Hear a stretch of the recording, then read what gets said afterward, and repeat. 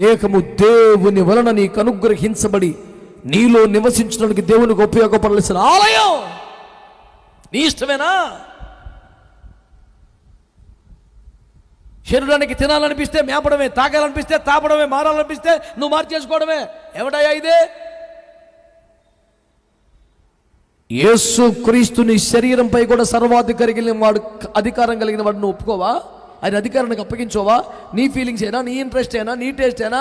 కుదరదు, కుదరదు. వాక్యం వల్ల అంగీకరించదు. ఈ దేహం కోసం ఇన్ని తిప్పలా, ఇన్ని వ్యవహారాలా, ఇంత డెకరేషన్ వద్దా? వాక్యం ఏముంటుంది తెలుసా? మనం ఆయన్ని చూస్తే ఆ రోజున ఆయన ఉన్నట్టుగానే చూస్తాం కనుక యాజ్ ఇట్ ఈజ్ అలా కనబడగానే ఆయనలాగా మారిపోతామంట. కొట్టండి గట్టిగా ఒకసారి. యేసయ్య అందగాడా కాదా? చెప్పరే.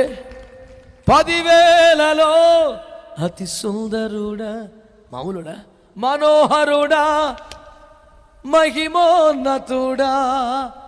ఆయన అందాన్ని వర్ణించగలమా? ఎంతో సుందరుడమ్మ తాను. ఎవడైనా వర్ణించగలడా? ఏమండి, పాలతో కడిగిన నయనాలు కల. ఏంటండి ఆయన అందం? ఆయన ఎలా ఉన్నాడో మధ్యాకాశానికి వెళ్తాంగా, ఆయన చూడగానే సేమ్ ఆయనలా మారిపోతామట.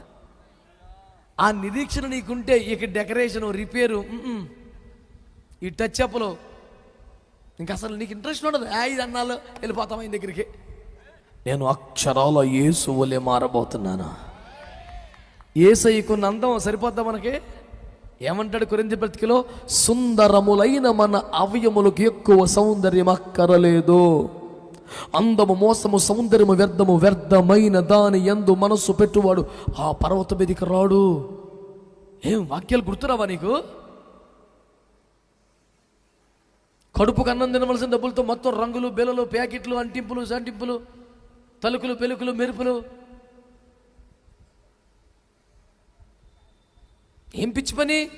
రాకడ మీద నమ్మకం లేనులు చేసే పని అది. మనం ఎలాగో అక్కడికి వెళ్ళమలేరా అని ఎవడు చేసుకోవాలి. అది యేసయ్య వస్తాడు, నన్ను కనికరిస్తాడు, ఈ దీన శరణుడు మహిమ శరణుడిగా మారుస్తారు, మేఘం మీద ఎక్కిస్తాడు, మధ్యాకాశం తీసుకొస్తాడు. అక్కడ ఆయన ఉన్నట్లుగానే చూసే కృప నాకు ఇస్తాడు. ఆయన్ని అలాగే చూశానా ఆయన వల్లే మారిపోతాను. ఈ అందమైన నిరీక్షణతో కదా బతికేది మనం.